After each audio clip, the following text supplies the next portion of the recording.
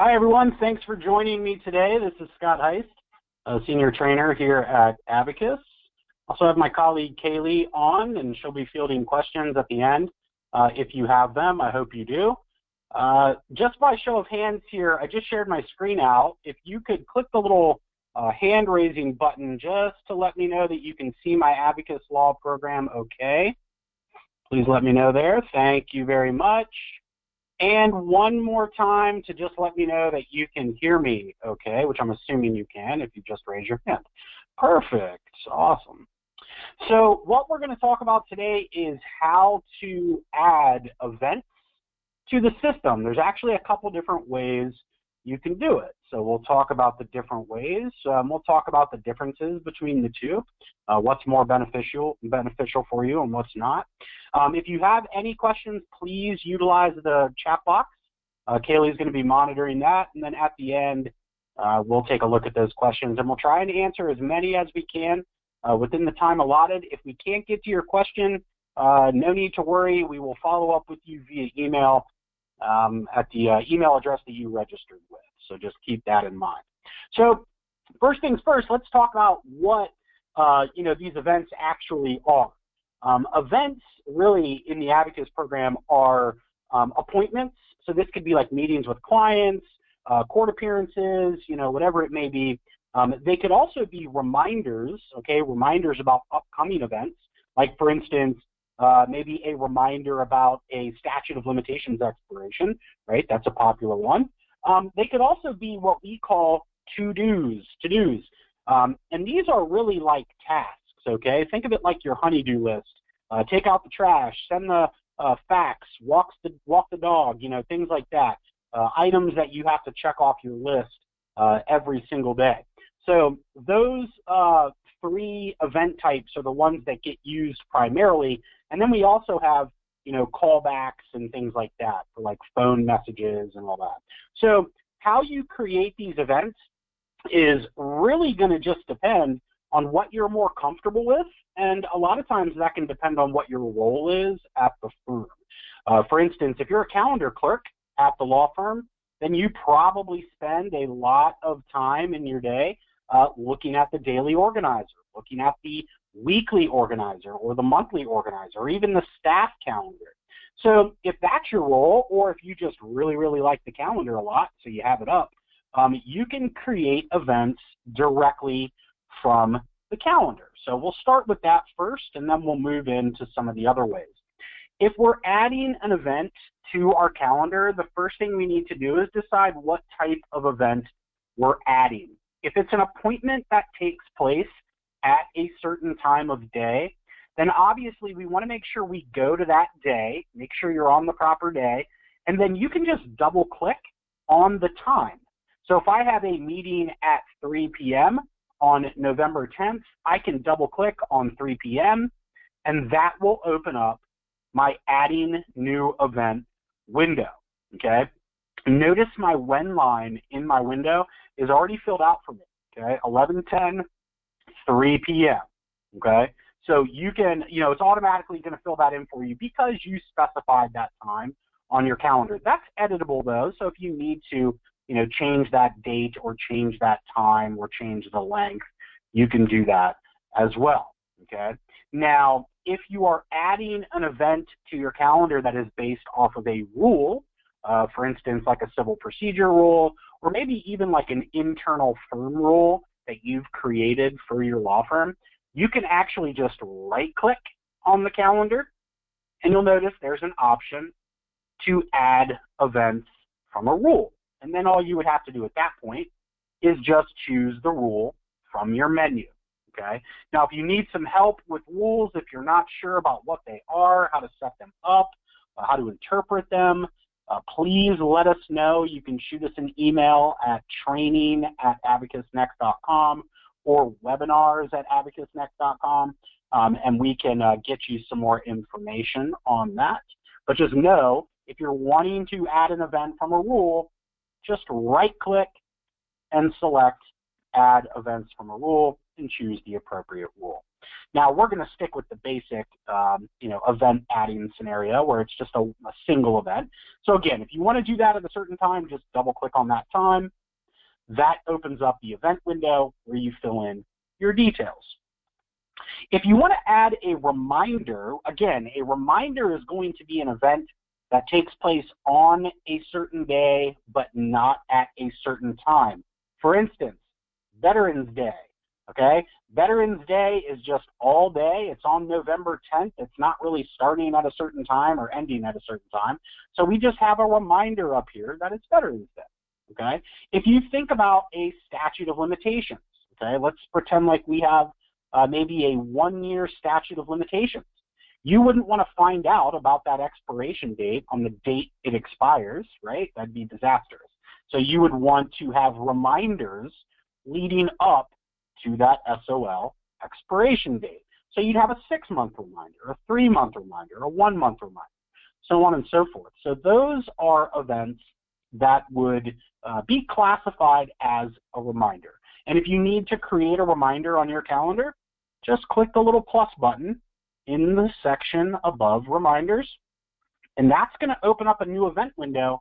But if you notice, the at field, where you would normally see a time of day, that field is blank, okay?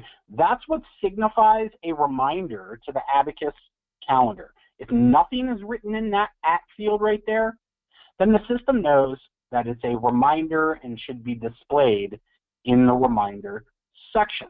Okay, so again, if we just do a little compare and contrast real quick, if we're doing an appointment at a certain time of day, notice how we have our time, 3 p.m.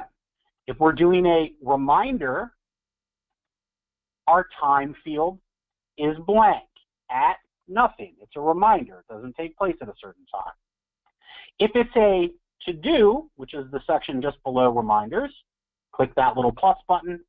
And notice in that field, it actually has the words to do written in there. So if you have the words to do written in that field, then the system is always going to display it in the to do section, okay? So if you need to create a to do for your secretary, please send the fax to opposing counsel for this case. That is an example of something that you would probably see in a to-do list because you want them to check that off of their list. Keep in mind, the big difference between a to-do and any other type of event is that to-dos roll over to the next day if they are not marked as done, okay? Again, think about it like, the honey-do list that your spouse makes for you. If my wife tells me I need to do the dishes and I forget to do the dishes that day, not only am I in trouble, but there's still dishes in the sink the next day, right? So they roll over to the next day. Same thing for to-dos until they are marked as being done. Okay? So those are the 3 main sections. We also have a calls to make section where you can add callbacks. But notice that a callback is actually just a to-do with a what code of phone call. Okay? They do roll over as well. So they act exactly the same as to-dos. So again, if we're wanting to add anything in one of these sections, we can just click the plus button, or if it's an appointment, just double click on the time and fill in the window. First thing we want to fill in this window is our WHO code, okay? The WHO code represents who in the office is responsible for completing this event. It also directly ties to who in the office is going to receive the alarm, the pop-up on their screen that says, 15-minute reminder that you have an appointment coming in. That's why we want to make sure that we are specifying who in the office this event is assigned to. If we leave this blank, notice it sets it to all people, okay? So if we're at a firm with, 5 or 6 different attorneys, we probably don't want to leave the WHO code blank for a client appointment because chances are they're coming in to speak to a specific attorney, right? So we want to make sure that we're clicking that little arrow and we are choosing the appropriate WHO code within our firm, okay? Is this for Lewis? Is this for Scott? Is this for Troy? so on and so forth. You can do multiple who codes if you need to. So maybe I assign this event to myself and my paralegal. Okay, just click the check boxes. When you select done, that's who that event is going to be assigned to. The what code is just a way of identifying what the appointment is. Is it a client meeting? Is it a deposition? Is it some sort of notice to appear? Whatever it may be, you can apply a what code for future filtering. The when we talked about previously, that's going to be the date and the time. Don't forget to put in the length of time, estimated usually. If it's a 1 hour appointment, a 2 hour appointment, a 3 hour deposition, you can put that in there. You can also specify the where. Is this taking place in the office? Is it taking place at a certain court?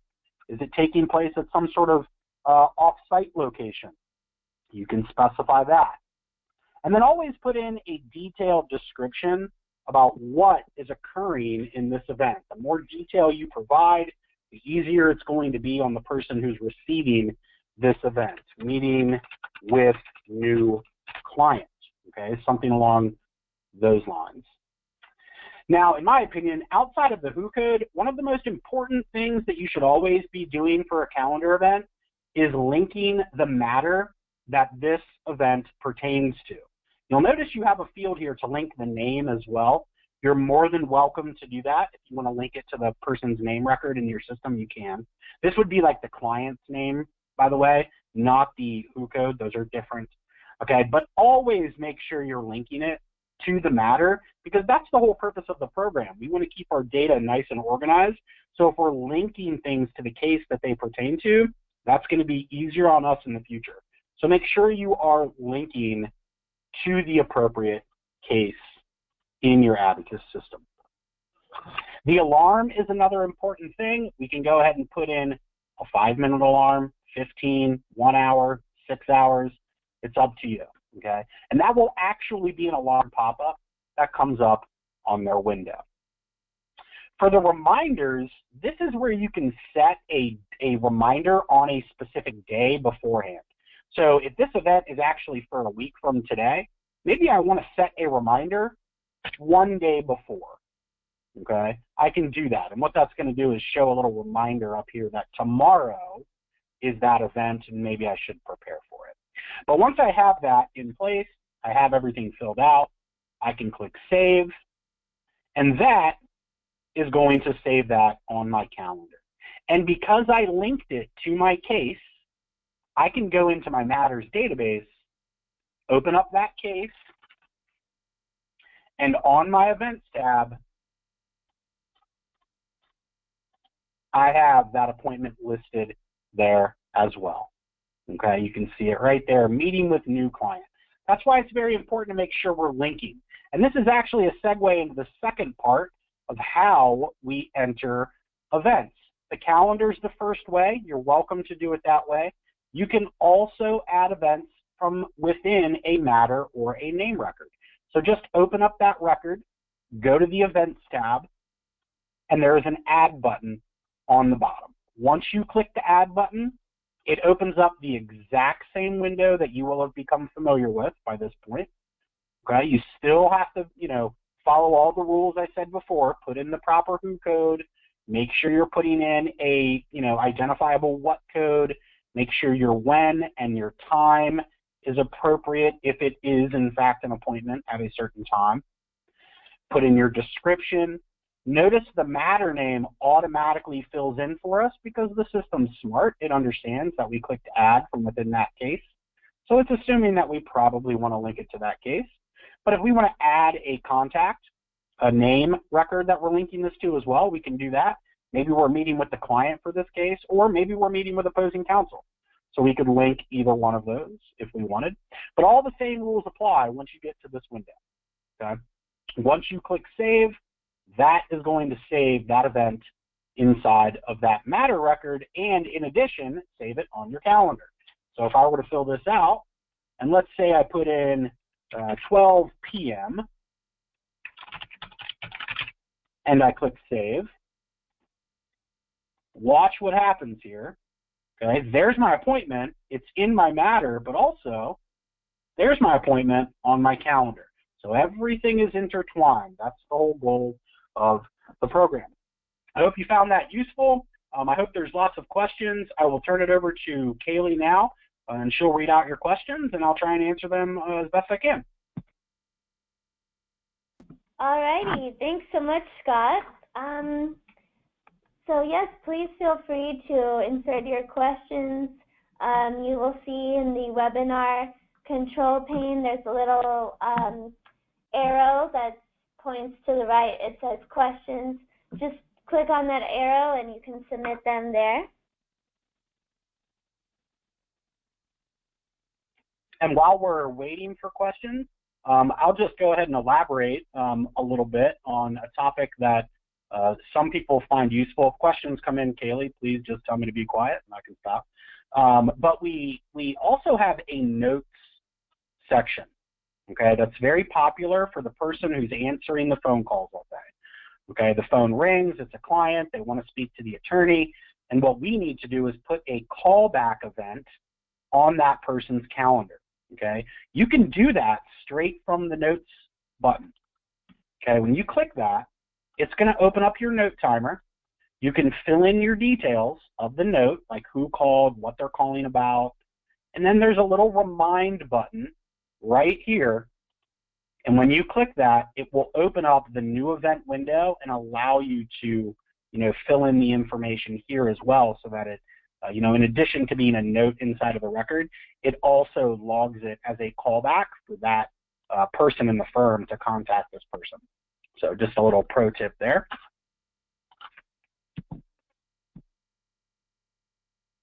Okay, questions are coming in. Can you please go over again how to create a reminder for a particular staff? We do not want the other staff in the office to be included in the reminder. Absolutely. So if you're going to be adding it from the calendar, just click that little plus button by the reminder section and make sure that in the who field you specify the employee that you want to have that reminder. Okay, so if you don't want it to be everyone in the firm, then you cannot leave this field blank. You must specify who this event is for. Okay, so you're not going to want to put a time in there, obviously, either, because it's a reminder. They don't take place at a certain time. But you do want to fill everything else in, the way it should be. Like, what is the reminder about? A lot of times people want to just put in reminder right there, and then they'll type out the description about what they need this person to do. So, and that kind of leads into another topic that comes up for a lot of people. Why do I see events for everyone in my firm on my calendar, even though they're not for me? That is because you have your calendar view, note where my cursor is here, set to all people. Okay, if you have it set to all people, then you are viewing everyone's events, reminders, to-dos, appointments, no matter who they are assigned to, okay?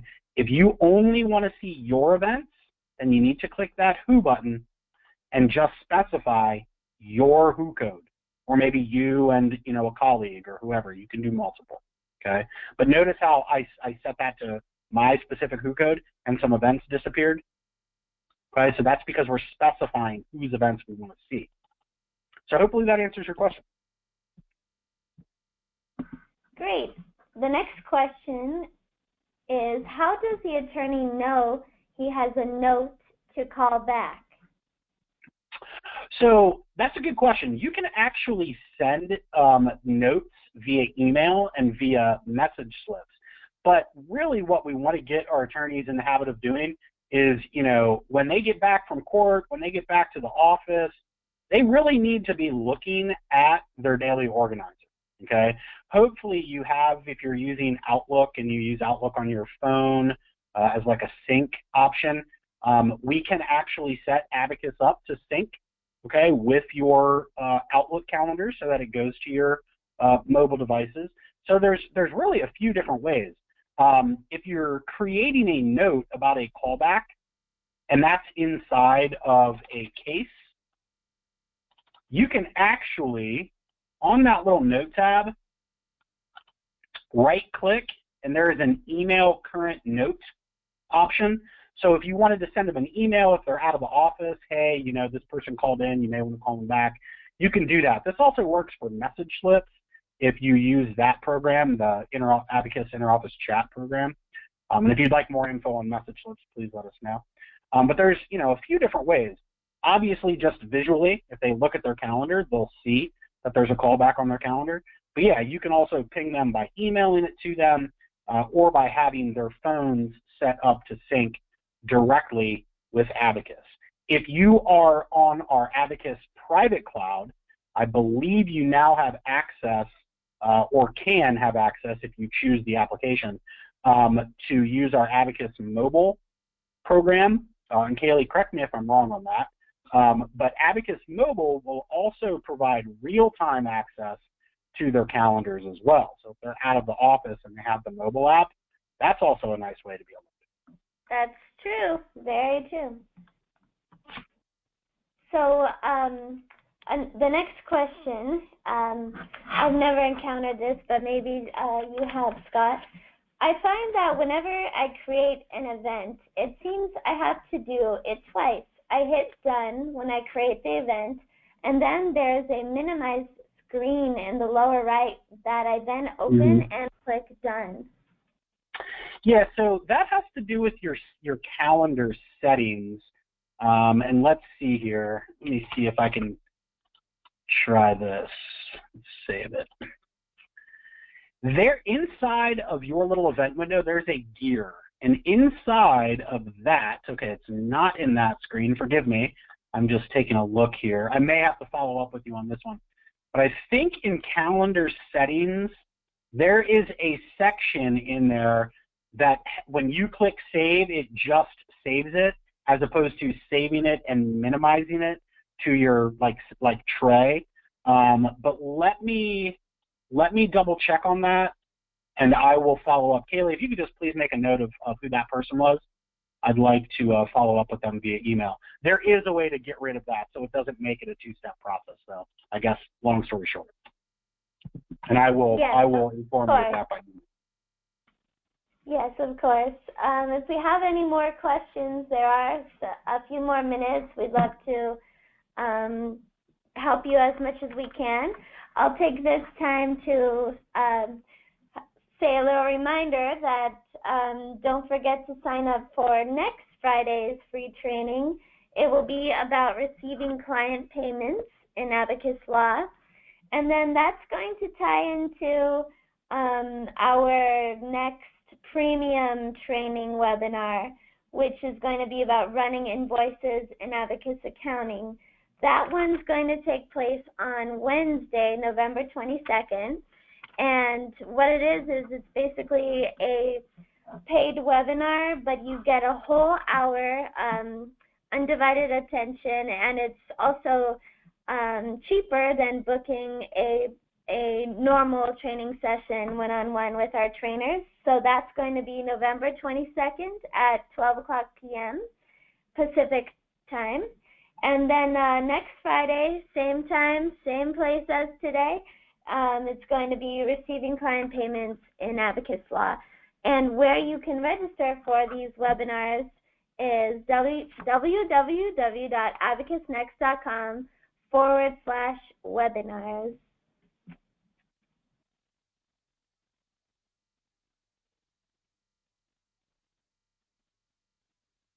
Any other points you want to touch upon today, Scott? No, I think that covers the basics of adding an event. Once you get in there and start using the program and start adding events, you know, other questions are going to come up. I really invite everybody to utilize rules-based calendaring. If you're not familiar with how rules work in AbacusLaw, please let us know. Shoot us an email. Tell us that you'd like some training on that.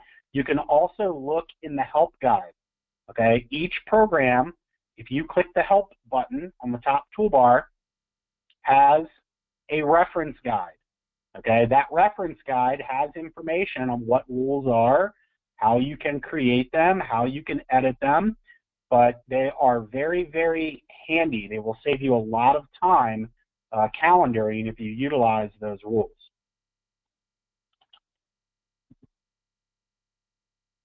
Alrighty, well, thank you so much. We also do have a previous webinar on rules-based calendaring that we did just a few weeks ago. So feel free to peruse the Abacus blog. That's where we post the recordings of all of our free training Fridays. We will be sending out a recording of today's in just a couple of hours. So thank you everybody so much for being here.